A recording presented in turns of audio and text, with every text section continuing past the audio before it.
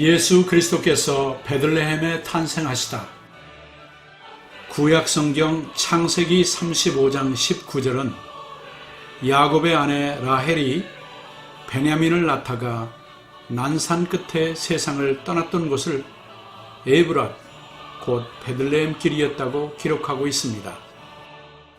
룻기 1장 1절은 엘리멜렉과 나오미의 가족이 살았던 성읍이 유다 베들레헴이었다고 소개하고 있습니다. 사무엘상 17장 12절은 다윗이 베들레헴 에브랏 사람 이새의 막내 아들로 태어났다고 말씀하고 있습니다. 오늘날 베들레헴 시내로 들어가다 보면 교회들과 회교사원이 밀집된 스카이라인을 볼 수 있습니다. 중심가에 있는 베들레헴 평화센터 건물은 이곳의 역사를 말해줍니다. 구약성경 미가서 5장 2절은 메시아가 유다 족속의 땅 베들레헴 에브라다에 탄생하실 것을 예언했습니다. 베들레헴 에브라다야, 너는 유다 족속 중에 작을지라도 이스라엘을 다스리는 자가 내게서 내게로 나올 것이라. 그의 근본은 상고에 영원에 있느니라. 메시아 성탄교회는 주후 327년 콘스탄틴 황제와 그의 어머니 헬레나가 명하여 339년에 완공되었고 6세기 사마리아 반란 때 불타서 무너졌던 것을 565년에 이르러 비잔틴 제국 황제 저스티니안 1세가 다시 예배당 바닥의 모자이크와 건축 양식을 원형에 가깝게 복원했습니다. 복원된 성탄교회에는 종탑을 비롯하여 새로운 장식들과 건물들이 덧붙여졌고 파손과 수리를 거듭하면서 오늘에 이르렀습니다. 누가복음 2장 1절부터 7절은 로마 황제 가이사 아구스도가 천하로 호적하라는 영을 내렸고 구레뇨가 수리아 총독으로 있을 때 모든 사람이 호적하러 각각 고향으로 돌아갔는데 다윗의 집 족속이었던 요셉도 그 약혼한 마리아를 데리고 갈릴리 나사렛에서 다윗의 동네 베들레헴으로 갔다고 기록하고 있습니다. 거기 있을 때 마리아가 해산할 날이 차서 첫 아들을 낳아 강보로 싸서 구유에 누였는데 이는 여관에 있을 곳이 없기 때문이었습니다. 내가 온 백성에게 미칠 큰 기쁨의 좋은 소식을 너희에게 전하노라. 오늘 다윗의 동네에 너희를 위하여 구주가 나셨으니 곧 그리스도 주시니라. 너희가 가서 강보에 쌓여 구유에 뉘어 있는 아기를 보리니 이것이 너희에게 표적이니라. 지극히 높은 곳에서는 하나님께 영광이요 땅에서는 하나님이 기뻐하신 사람들 중에 평화로다. 아멘.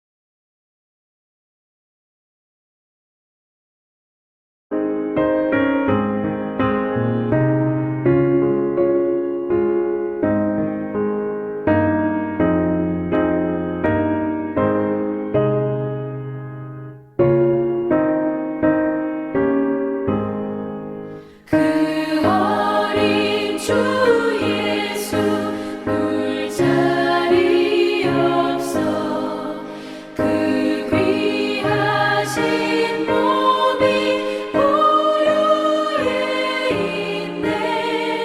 저 하늘 별들이 반짝이는데 그 어린 주 예수 볼 위에 자네. 저 육축 소리에 아기 잠깨나 그 순하신 예수 오시지 않네.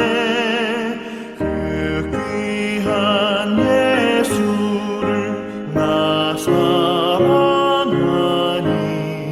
새날이 밝도록 함께 하소서.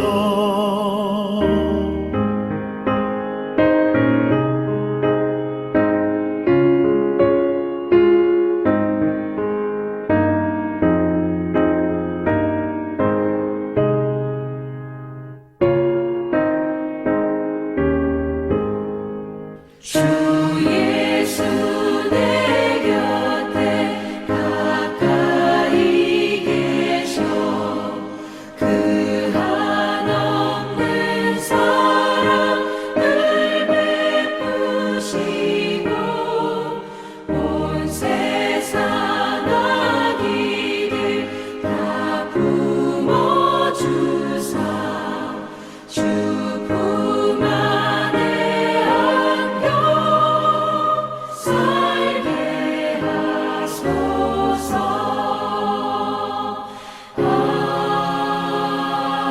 아멘.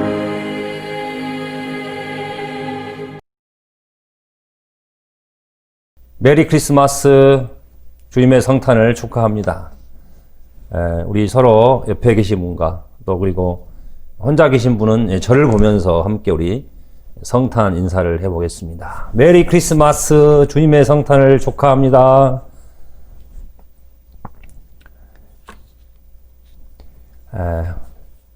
오늘 이렇게 영상을 통해서라도 함께 예배를, 성탄 예배를 드릴 수 있어서 하나님께 감사를 드립니다.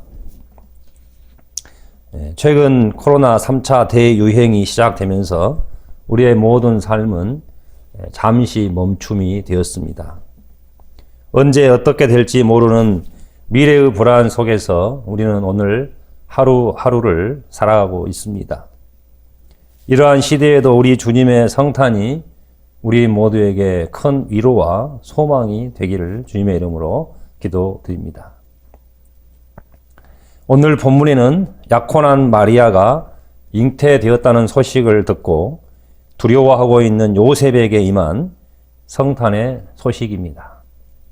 오늘 말씀은 2000년 전 아기 예수로 오신 예수님은 어떤 분이신지, 그리고 우리에게 임한 하나님의 은혜는 무엇인지 잘 말씀해 주고 있습니다.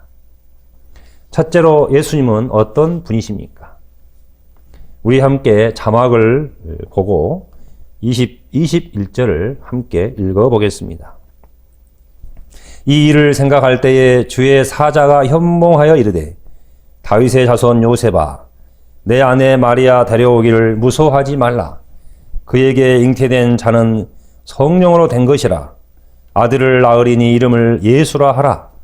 이는 그가 자기 백성을 그들의 죄에서 구원할 자이심이라 하니라. 예수라는 이름은 여호와는 도움이시다, 여호와는 구원이시다 라고 하는 히브리어 에호수아를 헬라어로 음력한 것입니다. 이 예수님께서 성령으로 잉태되었다고 하는 것은 예수님은 우리 인간의 몸을 입고 오셨지만 그 본체가 하나님이심을 의미합니다. 요한복음 1장에 보면 천지 만물을 창조하신 말씀이신 하나님이 육신이 되어 우리 가운데 오셨다고 말씀하고 있습니다. 그리고 오늘 본문에서 말하는 예수라는 이름을 통해 예수님께서 이 땅에 오신 목적이 무엇인지 알 수 있습니다. 그 이름을 예수라 하라. 이는 그가 자기 백성을 그들의 죄에서 구원할 자이심이라. 예수님은 한마디로 자기 백성을 그들의 죄에서 구원할 자로 오신 것입니다. 사람은 누구나 구원을 갈망하고 있습니다. 빈곤으로부터의 구원, 질병으로부터의 구원, 무지함으로부터의 구원. 오늘 현재 우리에게 있어서 가장 시급해 보이는 코로나 팬데믹으로부터의 구원을 갈망하고 있습니다. 그런데 이보다 더 심각한 문제가 있습니다. 빈곤이나 질병, 무지함, 이러한 것들은 우리를 매우 고통스럽게 하지만 어느 정도 시간이 지나고 또 인간의 의지와 노력 여하에 따라서 어느 정도는 극복해 갈 수 있습니다. 하지만 오늘 본문에서 말하는 인간의 죄 문제는 그 성격과 결과에 있어서 전혀 다른 차원의 것입니다. 성경에서 말하는 죄라고 하는 개념은 하나님과의 관계로 이해되어야 합니다. 죄라는 말은 헬라어로 하마르티아, 관역에서 벗어났다는 의미입니다. 하나님은 인간을 창조하시고 보시기에 심히 좋았다고 말씀하셨습니다. 하지만 인간은 하나님께 불순종함으로 하나님의 거룩한 형상을 잃어버리고 죄 가운데 살게 되었습니다. 이 죄 문제는 우리의 힘으로 극복될 수 있는 것이 아닙니다. 왜냐하면 우리는 본질상 진노의 자식이 되어버렸기 때문입니다. 이미 죄 가운데서 태어나고 죄 가운데 살고 있기 때문입니다. 성경에서는 그 죄의 결과로 사망이 오게 되었다고 말씀하고 있습니다. 욕심이 잉태한 즉 죄를 낳고 죄가 장성하여 사망을 낳느니라. 만약 인류에게 죄가 없다면 죽음뿐 아니라 우리에게 있는 모든 고통은 존재하지도 않았을 것입니다. 하지만 온 인류는 아담의 원죄 가운데 모두 사망에 이르게 된 것입니다. 사람은 이 땅에서 잠시 살아가는 동안 서로 다른 모습으로 어떤 사람은 좀 더 많이 누리고 또 어떤 사람은 매우 힘들게 살아갑니다. 그러나 아침 안개와 같은 우리의 짧은 인생이 지나가고 영원한 죽음이 찾아올 때 우리는 모두 평등해지는 것입니다. 황금관에 묻혔다고 해서 그 사람이 그것을 누리는 것은 아닙니다. 인간에게 있어서 죽음은 또 다른 차원으로 나아가는 통로일 뿐입니다. 성경에서는 죄로 인해 사망이 왔을 뿐만 아니라 그 후에는 하나님의 심판이 있음을 경고하고 있습니다. 죄인에게 주어지는 하나님의 심판은 너무나 두렵고 무서운 것입니다. 영원한 어둠을 상상해 보신 적이 있습니까? 영원한 무의미, 영원한 고통을 상상해 보신 적이 있습니까? 우리가 무지함을 벗고 밝은 눈으로 하나님의 심판대 앞에 서게 된다면 과연 우리는 어떤 모습이겠습니까? 성경에는 살아있는 동안 거룩하신 하나님 앞에 선 자들이 어떤 상태가 되었는지 묘사해 주는 장면들이 있습니다. 요즘 우리가 묵상하고 있는 주 만나 큐티에 이사야 선지자 이야기가 나옵니다. 이사야 6장에 보면 이런 장면이 있습니다.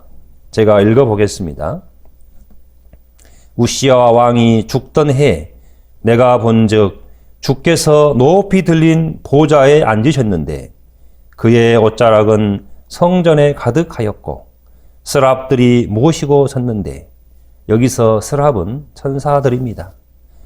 각기 6날개가 있어 그 둘로는 자기의 얼굴을 가리었고 그 둘로는 자기의 발을 가리었고 그 둘로는 날며 서로 불러 이르되 거룩하다 거룩하다 거룩하다 만군의 여호와여 그의 영광이 온 땅에 충만하도다 하더라.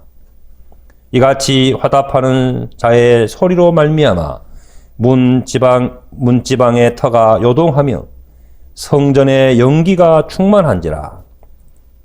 그때에 내가 말하되 화로다 나여 망하게 되었도다. 나는 입술이 부정한 사람이요 나의 입술이 부정한 백성 중에 거주하면서 나는 입술이 부정한 백성 중에 거주하면서 만군의 여호와이신 왕을 배웠음이로다 하였더라. 이사야는 거룩하신 하나님 앞에 섰을 때 화로다 나여 망하게 되었도다 이렇게 탄식하였습니다. 이것은 우리의 실존을 보여주는 것입니다. 그만큼 죄의 문제는 우리에게 있어서 절대적으로 그리고 가장 심각한 문제라고 하는 것입니다. 죄의 문제는 사람의 문제 이전에 우리를 창조하신 하나님과의 문제입니다. 시작이 잘못되면 모든 것이 엉망이 되는 것입니다. 첫 단추가 잘못되면 다시 원점으로 회귀하여 첫 단추를 풀고 바르게 끼워야 합니다. 죄의 문제의 해결은 결국 하나님과의 관계 회복을 의미합니다. 그래서 하나님은 우리의 근본 죄의 문제를 해결하기 위해 하나님의 아들을 이 땅에 보내주신 것입니다. 보라, 세상 죄를 지고 가는 하나님의 어린 양이로다. 우리의 근본 죄의 문제를 해결해 주시기 위해 독생자 예수 그리스도를 우리 가운데 보내주신 하나님 아버지의 놀라운 사랑을 찬양합니다. 두 번째 성탄의 소식은 임마누엘의 은혜입니다. 우리 본문, 오늘 본문 22, 23절을 함께 읽겠습니다. 이 모든 일이 된 것은 주께서 선지자로 하신 말씀을 이루려 하심이니 이르시되 보라 처녀가 잉태하여 아들을 낳을 것이요 그의 이름은 임마누엘이라 하리라 하셨으니 이를 번역한즉 하나님이 우리와 함께 계시다 함이라. 예수님의 탄생은 우연히 일어난 사건이 아닙니다. 하나님께서 미리 약속하시고 이루신 구원의 사건입니다. 그리고 예수님의 탄생은 하나님께서 우리를 돌아보시고 긍휼히 여기셨다는 하나님의 은혜를 상징하고 있습니다. 제가 최근에 히말라야를 등정하는 사람들의 이야기를 유튜브로 본 적이 있습니다. 그 험한 산에서 조난을 당하면 살아남기가 거의 어렵습니다. 구조 요청을 아무리 해도 구조대나 헬기가 오지 않으면 결국 죽음을 맞이합니다. 그러다가 마침내 구조 헬기가 와서 그 사람을 끌어올릴 때 그는 구원을 받을 수 있습니다. 저는 이 장면을 보면서 우리와 함께 하신 하나님을 묵상해 보았습니다. 하나님께서 죄로 인해 조난당한 자들과 같은 우리를 구원하시기 위해 저 높고 높은 보좌에서 우리에게 찾아오신 것입니다. 이것이 성탄의 은혜입니다. 보라 처녀가 잉태하여 아들을 낳을 것이요 그의 이름은 임마누엘이라 하리라 하셨으니 이를 번역한즉 하나님이 우리와 함께 계시다 함이라. 사랑하는 성도 여러분, 하나님은 우리와 함께 하길 원하십니다. 그러므로 우리는 주님께로 돌아가야 합니다. 죄와 죽음의 길에서 저와 여러분의 구원과 생명이 되어주신 주님께로 돌아가야 합니다. 그리고 다시는 죄의 길로 돌아가서는 안 됩니다. 임마누엘 주님과 함께 할 때 우리에게는 참 쉼과 안식이 있습니다. 마음의 참된 평화와 죄 사함이 주는 용서와 하나님 나라 천국의 기쁨이 있습니다. 무엇이 우리에게 참된 희망이 되고 있습니까? 무엇이 우리의 마음을 부드럽게 하고 따뜻하게 합니까? 무엇이 우리의 마음을 진정으로 풍성하게 할 수 있습니까? 임마누엘 주님의 은혜가 성탄의 축복이 우리 모든 성도인들의 가정과 삶과 일터에 함께 하시기를 주님의 이름으로 축복하며 기도드립니다. 우리 함께 기도하겠습니다. 살아계신 하나님 아버지, 죄로 죽을 수밖에 없는 죄인들을 구원하시기 위해 하나님의 아들 독생자 예수 그리스도를 이 땅에 보내주심을 감사드립니다. 이 아기 예수의 은혜와 축복이 이 시간 우리 모든 성도님들 가정과 삶과 일터 위에 함께 하기를 원합니다.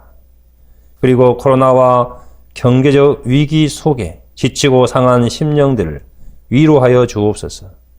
그리고 잠시 멈춤을 통해 코로나 확산세가 현저하게 꺾이고 잠잠하게 도와주옵시고 일상의 회복과 이 모든 과정을 통해 오히려 죄인들이 주께로 돌아오는 놀라운 은혜가 있게 하옵소서. 우리가 날마다 주권자 되신 하나님 앞에 더욱 겸손하며 하루하루 믿음으로 승리하며 살아가게 하옵소서. 성탄의 은혜를 감사드리며 살아계신 우리 주 예수 그리스도 이름으로 기도드리옵나이다. 아멘.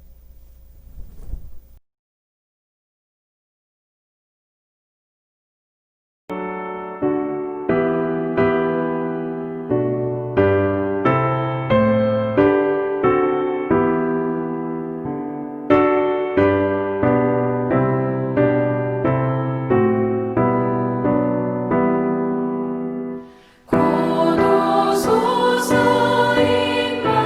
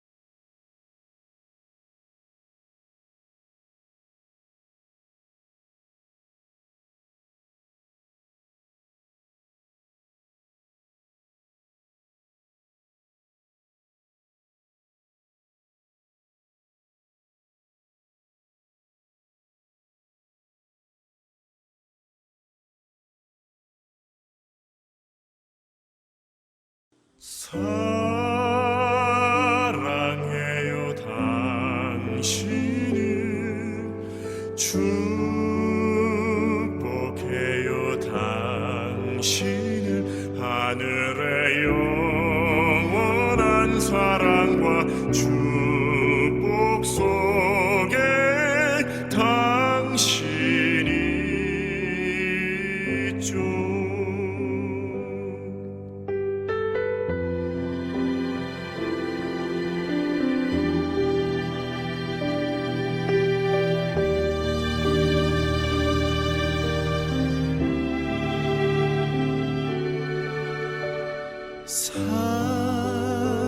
사랑해요 당신을 축복해요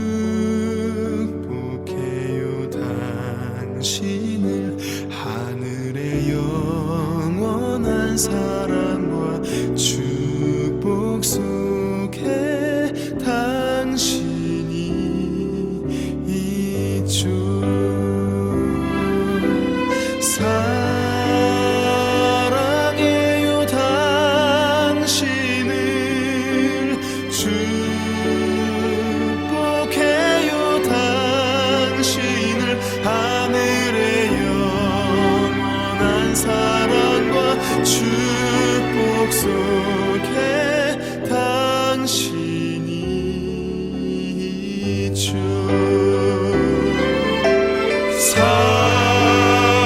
사랑해요 당신을 축복해요 당신을 하늘의 영원한 사랑과 축복 속에 당신이 주 당신